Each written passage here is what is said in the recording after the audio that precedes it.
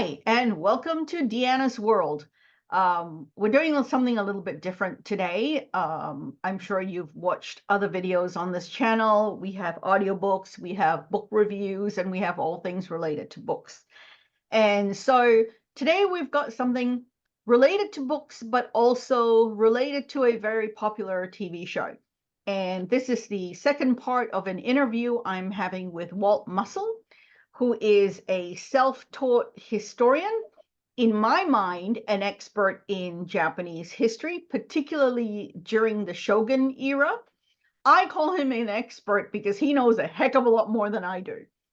And so, Walt, why don't you introduce yourself a little bit? And also, if you're new here and you're just watching this, make sure you hop onto Walt's channel. I'll leave the link down below, and you can watch the first part where we talk a lot more about the show as well. Walt, tell me. Hi, Dan. Thank you for having me. Walt Mussell. I'm basically an author, write books set in medieval Japan during what's called Japan's Christian century, roughly the mid 16th century to the mid 17th century. I also do a lot of on social media, Japanese history content creation, much of it related to the time period where my books are set, but also I cover the gamut going from ancient history to more modern if it calls for it. So I used to live in Japan, spent 4 years there. My wife is Japanese, and we've been together nearly 29 years. I developed an interest in Japanese history while I was there, but particularly what has fascinates me is what I saw the Japan's Christian century.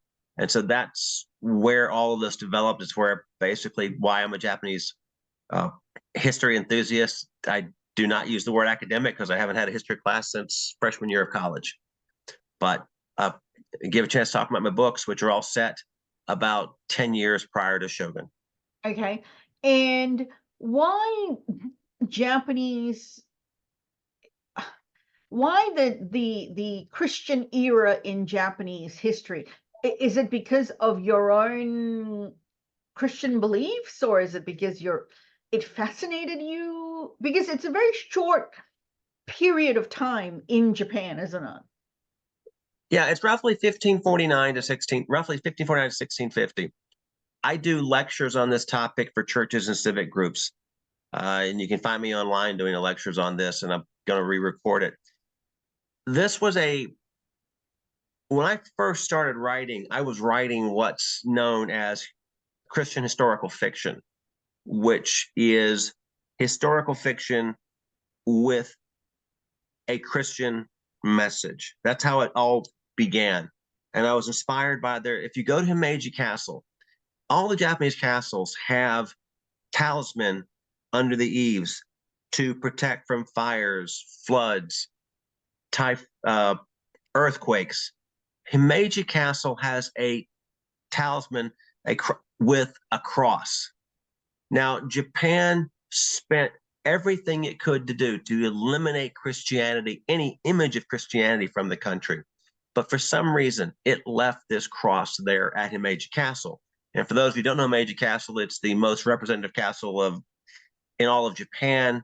It is the castle used in the first Shogun series. It's also the castle used in You Only Live Twice, the James Bond film. It's basically the castle you think of and the castle you see when people put a picture of a Japanese castle. Right. And It's become why very that iconic. cross? What's that? It's become very iconic. Yes. And so why that cross survived became the initial impetus for my first book, which is called The Samurai's Heart. Just this right here. Hold it up. And Hold it up. sorry. And Okay. so basically The Samurai's Heart. So basically this book, and I won a contest on Amazon, which is how I got published. But talking about that, but because Japan is so atypical as far as Christian type stories, I went from being Christian historical fiction to historical fiction with Christian elements.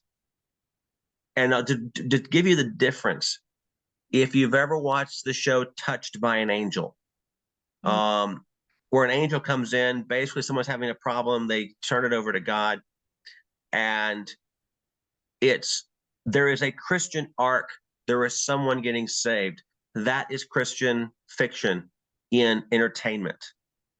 Historical fiction with Christian elements would be like the Father Brown mysteries, where you've got a priest solving murders. Okay. You get Christian elements because that's his job. He's a priest. Right. But he's not And pushing the Christian message. Correct. Right. Okay. And so my books do not push the Christian message, though they have Christian characters and you deal with. They also have Buddhist and Shinto elements in them because it's part of Japanese culture. But yes, there's usually a main character who is Christian and dealing with that challenge of being Christian in Japan in that time period. And so that's one of the reasons. And like I said, I do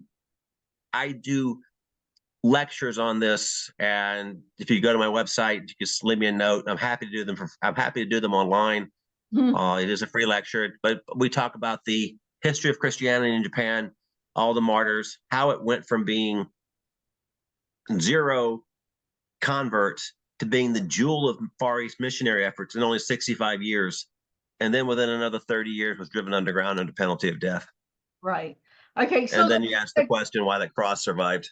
Yes. Let's save that and move on to Shogun. And Okay. The show, it's obviously a lot of people are talking about it. It's very current. Yes. I'm seeing it pop up in social media a great deal. And I've had a number of people ask me if I've watched it and watching it.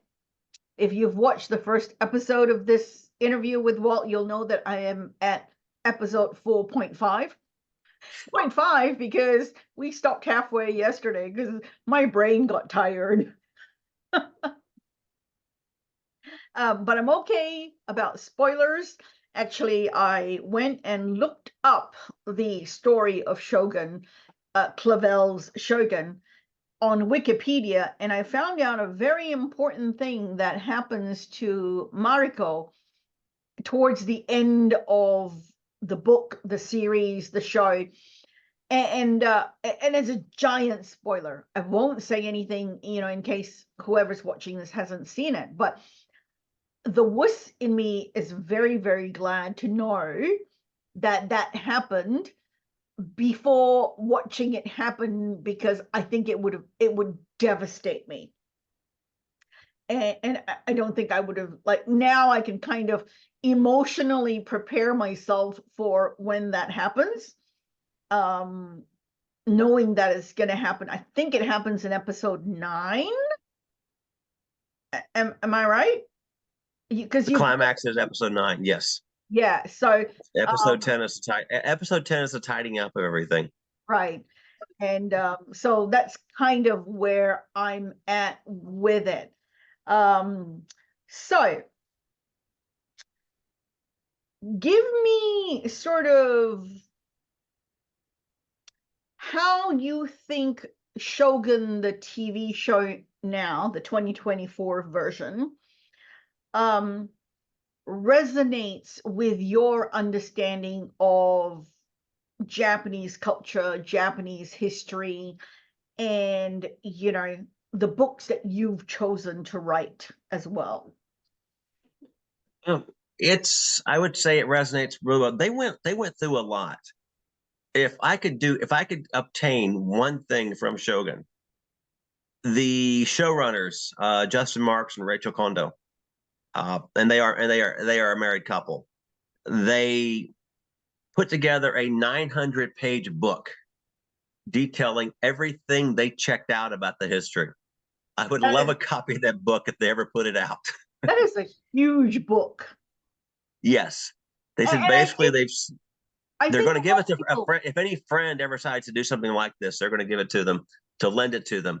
But I would love to see that book. I would love to see that published, actually. I would too. I think there would be a market for I don't know, just Japanese enthusiasts, Shogun enthusiasts who would love to read that book. I think it'd be great if they would publish it. They'd probably make a killing with it. It's just they spent a lot of time, and they they got access to a lot of information that wasn't available previously, or was only in Japanese archives and not available in English. Right. So that's one of the things that makes that book a little bit uh, something I'd really like to see. So And did they actually have Japanese sources of information, yes, archival information, which they then had to translate, I assume? or they just had it available in Japanese only format, and so none of it's available in English. But they also used a lot of Japanese experts who knew the history, Right. though their main historian was a Dutch professor, a Dutch um, expat or in who's a university professor at Kyoto in Kyoto and is an expert on this time period. He was their primary historian, Right. and he is permanent resident of Japan, knows the history backwards and forwards, and he had access to a lot of things that no one else, that people outside of academia wouldn't have, and so he brought that to the Shogun and to the review, and so they did a lot of things, and that's why I'd like to see that book. But I like what they did with it. Mhm. One of the things that is really interesting, a lot of people place the Christian history of Japan is fascinating, and I know it well. But a lot of people place more importance on it than there was. Christianity and the Christian warlords you had, they were a sizable group. But as far as Japanese history goes, they were pawns as Right. much as every other. The Jesuits were as much a pawn as any other daimyo. There was just another player on the board. Yes. And And I find it very interesting because when I'm watching Shogun, it to me it looks like this giant chessboard, and everything has these political underpinnings where, it's almost like Toranaga is moving chess pieces to manipulate an outcome, and everything is very political and very strategic. I think of it as a go board, which is more Japanese, but yeah, a chessboard Yes. too. Yes. And I used to I put it this way in some of my videos. Japan has three unifiers. You had um, Oda Nobunaga, Toyotomi Hideyoshi, and then you have Tokugawa Ieyasu. Ieyasu is Toranaga. Um, Hideyoshi is the Taiko. But then you have Oda Nobunaga. He was assassinated by Mariko's father. So, and that's in the show, and it's also in and in real life. So, what you have, Oda, when you read Japanese history about Christian history, the first leader, Oda Nobunaga, because there's so much going on, you will see in Japanese history books that Oda Nobunaga was a friend to Christians. And this is basically garbage. It wasn't that he was a friend to Christians, it's just that they weren't trying to kill him. There were the thought originally when they first talked about Christianity to Nobunaga, he initially, like many Japanese, viewed the Christians as just another form of Buddhism. Right. And he said, I got 8 sects of Buddhism trying to kill me. Tell them to take a number. And then they said, well, they're not trying to kill you. I said, okay, that's a good thing. And I said, well, they annoy the Buddhists. It's like no, Nobunaga's going like, okay, they're not trying to kill me. They annoy my enemies. I don't see a downside yet. What Right. do they want? Will they work with us? And so yeah, they will. If what do they want? They want to build churches and worship their own God. And Nobunaga's like, I can live with that. So he was seeing the Christians' influence and the Christian warlords the same way he would see any other daimyo. And he and I go to the go, it's more like he made what alliances he could, even though he had no problem with holding the Christians up and threatening to kill them if it suited his needs. But he's making deals with them or making alliances to what they call in Go. It's the first person ever tried to teach me Go. You basically create two eyes on the board, two spaces that are connected, and then that becomes your territory and it's safe. Right. So he's creating two eyes. He's using the Christian warlord to create two eyes and keep this territory safe while he works on this territory. And that's a lot of what I think Toranaga was doing as best he could. Right. He had a huge gambit in that he's trying to work because he had his back against the wall in a lot of cases in the book, yes, and so did Tokugawa Ieyasu, though not as badly as Toranaga did. But the Christians were still trying to exert influence. The Jesuits were getting involved in politics, which they had been told by their leaders not to do, and they were doing it anyway. So it became they lessened the Jesuit influence in the movie. Well, excuse me, let me rephrase that. They made one point where it was increased. There was a council of regents on that was basically bringing up Hideyoshi's son, or the Taiko's son. And so they had 2 of the 5 members of the council of regents in the show were Christian. In real life, none of the council, there were actually 2 councils, not one, but none of them were Christians in the ones that were bringing up the Taiko's son. Right. One of them was married to a Christian in real life, but that's as far as it went. Right. Okay. So Yeah. they basically de-emphasized it in one way, showing that they were pawns. Yeah. But then they emphasized it in another way, said, "Oh, we use this." So he said basically brought one part up, brought one part down. Right. So Is how Clavell did it.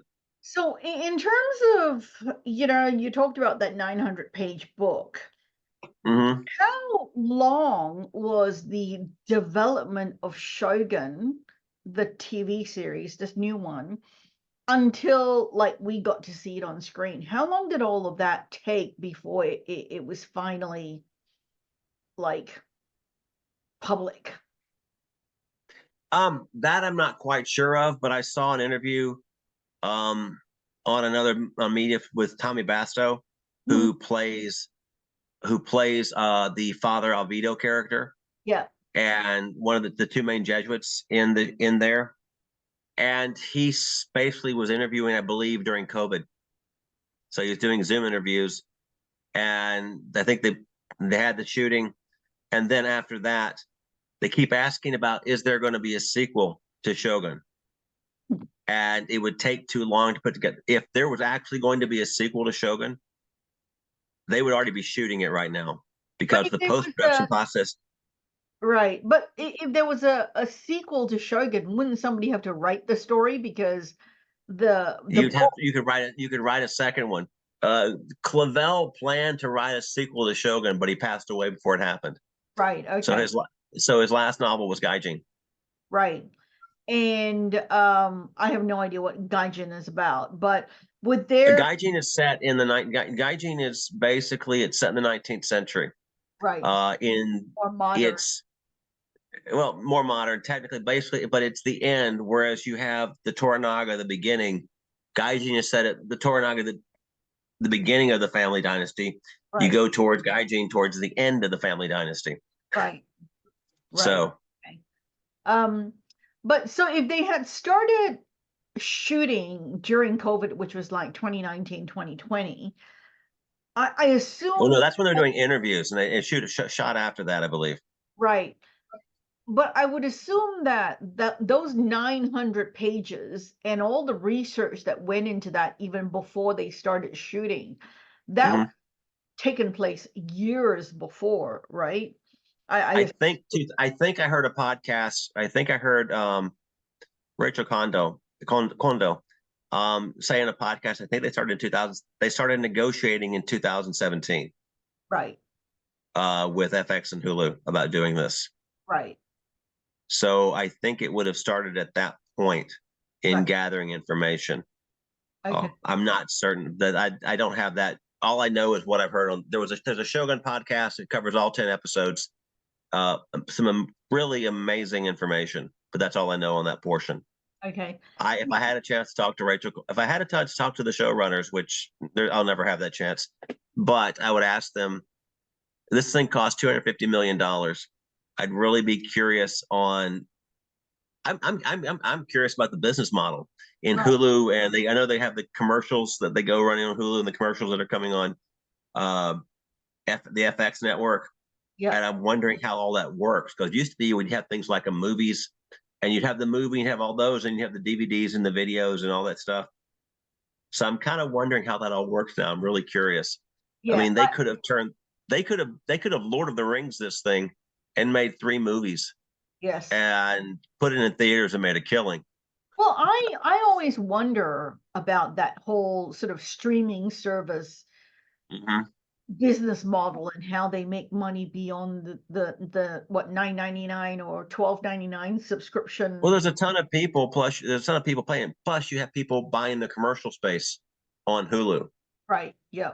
to advertise on Shogun, and it became huge. Those Right. were huge dollars Yeah. for them.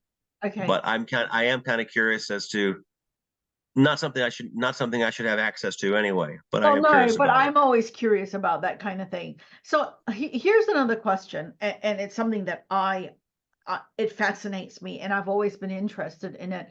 And I think one of the things that I do say every now and then is, if I had to do it over and I had a choice, I think one of the things I would have liked to do as a career was to become a set designer or a costume designer.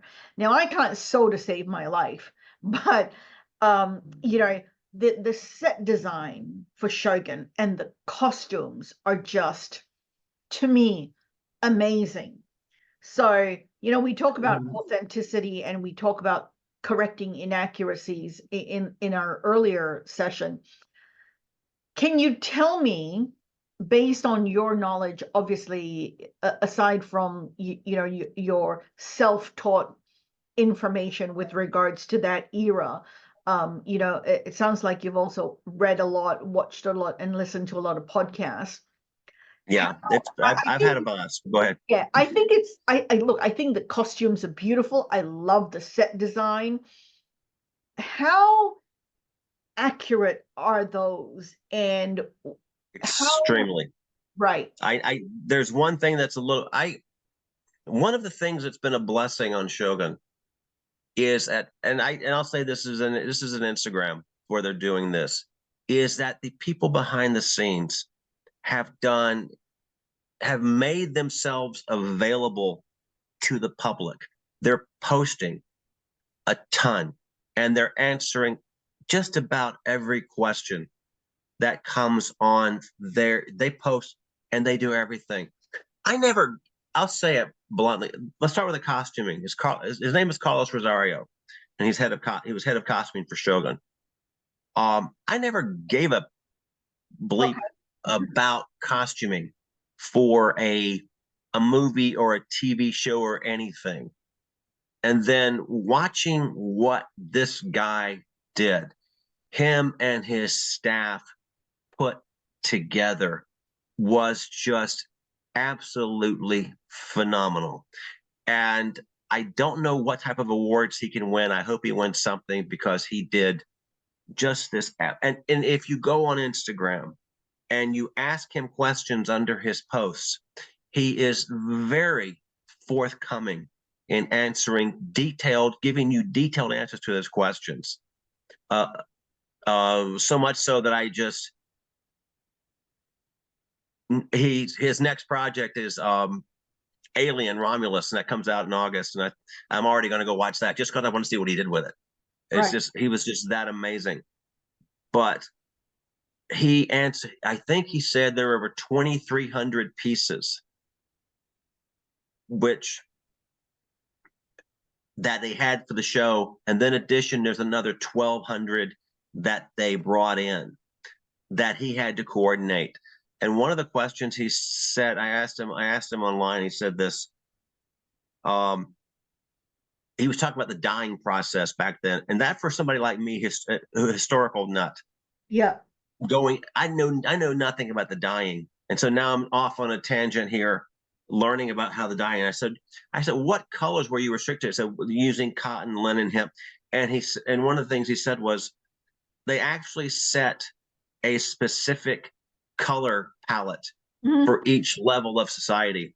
This is a little different from what that was just how the show to make it sort of blend. Right. And um, so he had a bit of leeway in that. He stayed within the color palette, so he did go a little bit outside. But overall, this is just been an incredibly creative genius that put all these costumes together. Mhm. And like I said, if you go on Instagram and ask him questions, he under his posts, he he is happy to talk about his work, and he's just been extremely nice about it. But so has everybody else. Right. Just about everybody else on Shogun. One of the most forthcoming people, I'll tell you, is the stunt coordinators.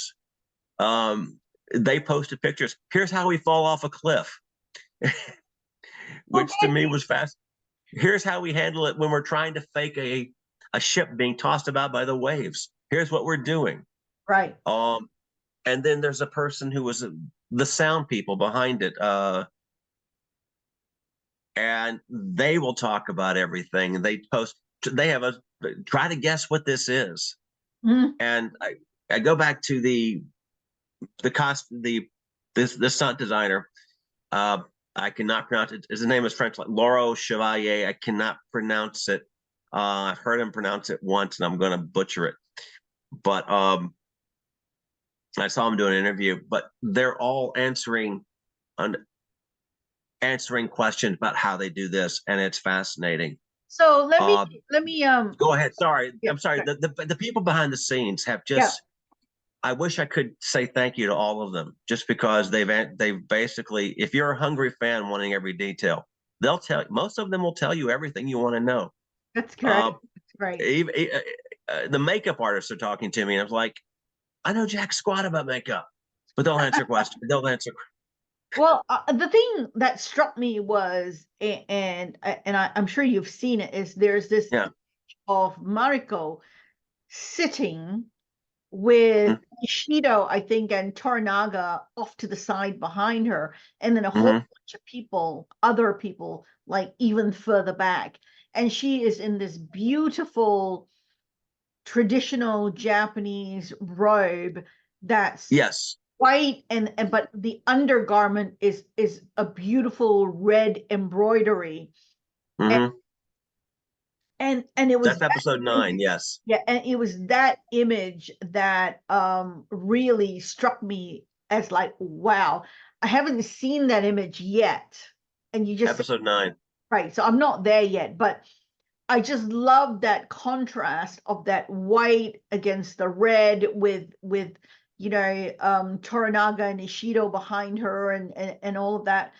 And it's just it really struck me at that moment when I saw that image of costumes, because I've always had an interest in costuming, and I'm not one to get upset if it's not 100% accurate to the era or to the setting or things like that, but I just like looking at beautiful things. And the One cost of the things he and the one of the set things he talked is about. beautiful. Sorry. He talked about in his stuff was to get the costuming right. They went back to paintings from the time period. And if you've ever attended, if you ever watch anybody an authors when they do go to classes on how to do historical research, that's one of the things people will teach you to do if you write historical fiction is to go back to paintings of the time period, and it shows you what you should be looking for. Right. And that's what they did. They went to school on those old paintings.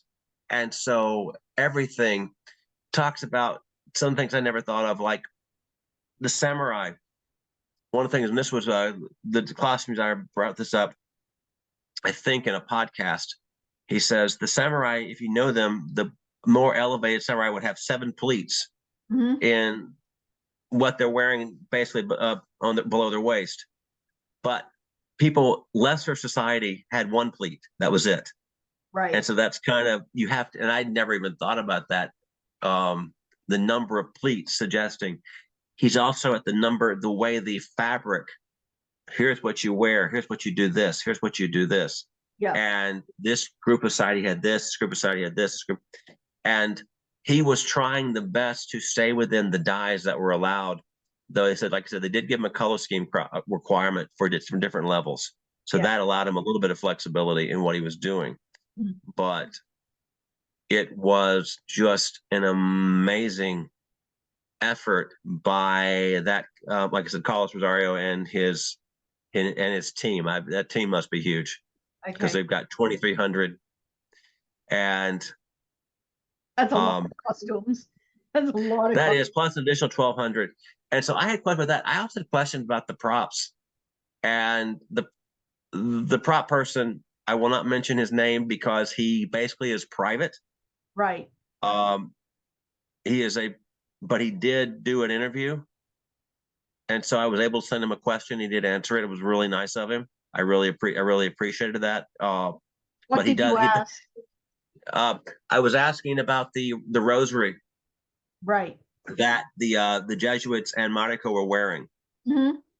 and so it was very nice of him. And like I said, his Instagram is private. Right. He doesn't. So basically, you don't. Um, you can't see the post unless he allows you to. Right. Uh, and so I don't want to. I don't want to invade his privacy. No, I At perfectly this, understand that. but at Okay. the same time, like I said, I was able to figure to send him a message, and he was kind enough to answer some questions about the props. Uh, I had a question about some of the lingo. Uh, One person behind the scenes is looking at one of the translators behind who did the translating on set, Yeah. was kind enough to answer questions about what's going on. And this is all for my next book, which is actually set in Osaka, but in 1590, not 1600, like Shogun is. Right. And So I was gonna actually, it's a good segue because I was gonna actually go back to your books. Now, yes, there are 2 books in the series, the the Samurai. Samurai's Honor, and then the Samurai's Heart. Yes, the Okay. Samurai's Honor is this one, Right. and this is set 10 years prior to the Samurai's Honor, set 10 years prior to Heart. Uh, an old friend of mine from grad school who was also an usher in my wedding and is now a politician outside of Tokyo. He sent me a note saying, "You've got one error in your book, The Samurai's Heart." And he told me what it was. And so basically, I had to write The Samurai's Honor to fix the error he saw in my first book. Okay. And so I dedicated this to him and his wife. Uh-huh. Um, and if you go to my Substack page, which is called The Chrysanthemum and the Cross, Yeah. you can actually, if you join my Substack newsletter, you can download a copy of that book for free. Right. So it's set 10 years prior. Basically, my heroine starts the book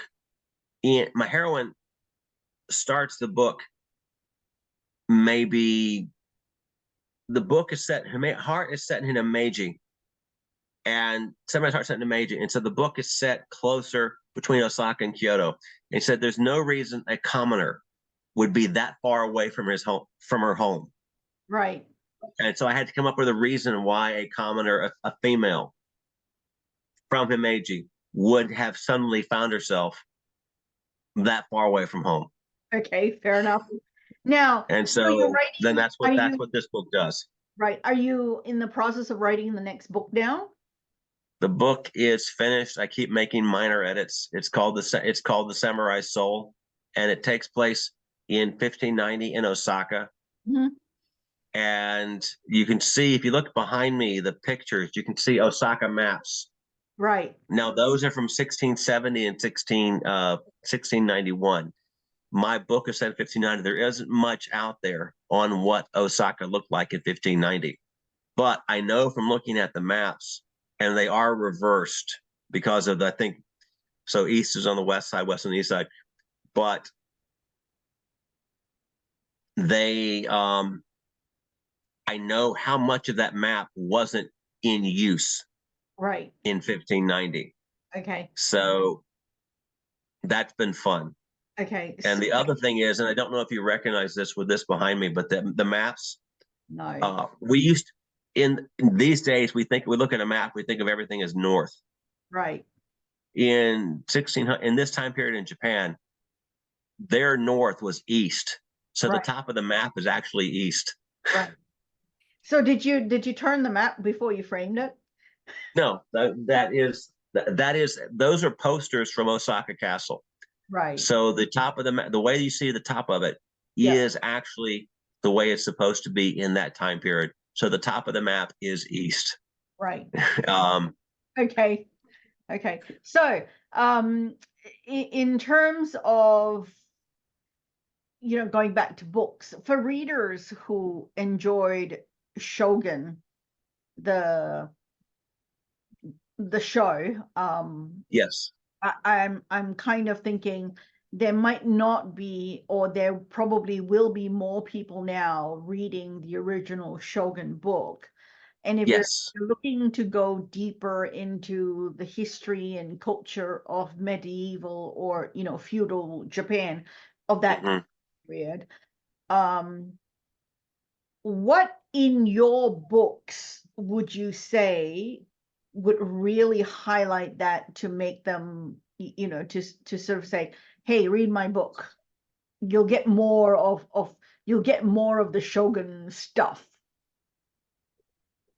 My books are basically roughly 10 years prior to Shogun. Uh, well, this one is 12 years prior, 22 years prior, and this one about 23, 24 years prior. I'll hold that last one up again. Sorry, You a covered, second chance. you co This is actually, you're covering the, you're covering the, oh, sorry, there you a go. second chance. This is a time travel novella. A woman from Atlanta, in modern day Atlanta, uh, crashes into Lake Lanier outside of Atlanta and wakes up in 16th century Japan. And she discovers that she is now the concubine, or she is now the concubine of a high-ranking samurai, and that samurai has been sentenced to die for cowardice. And because he's sentenced to die, the whole house has to die too. Yeah. So it's, if you've ever seen the show Quantum Leap, Yes. it is Quantum Leap meets Shogun. Right. So Huge. I have a huge TV crush on Scott Bakula. So there you go. yes, I did reach out to Scott. I did reach out to his publicist and ask him to give me a quote for the book. Did you get it? I heard from the PR guy once, but then they never responded after that. So, Fair enough. But the fact that he even responded the first time was still kind of flattering, because I wasn't expecting him to. Not respond at all. I was expecting not to respond at all. Yes, pretty much. Right. So your books will then give people a glimpse into the Shogun world before Shogun, so to speak. Yes. The one thing I'm really proud of, and granted, I can't say that my books are million sellers, but the one thing I'm very proud of is only once has anybody ever found an error, an historical error. And ironically, it was somebody who knew nothing about Japanese history, so was looking up everything, and Right. then found an error I made. And so she was a blogger, and she kept it to herself. She said, I said, yeah. So I was able to correct that error, because when you've got the ability to do so.